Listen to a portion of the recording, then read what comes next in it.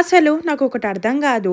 Pineapple pregnant ఉన్న వాళ్ళు తినొద్దు అని అంటున్నారు. అది ఎంతవరకు నిజమా కాదా అనేది కమెంట్ చేయండి. అండ్ తింటే ఏమైతుందో కూడా నాకు చెప్పండి. ఇంకేం చేద్దాం, నేను తినకపోయినా ఇంట్లో వాళ్ళు తింటారని చెప్పి కట్ చేస్తుంది మా మమ్మీ. కానీ చూస్తుంటే ఉప్పు కారం వేసుకొని తినాలనిపిస్తుంది నాకేందో ఏమో ఏదన్నా తినొద్దు అంటే అదే తినాలనిపిస్తుంది. మరి మీరు కూడా నాలాగేనేనా?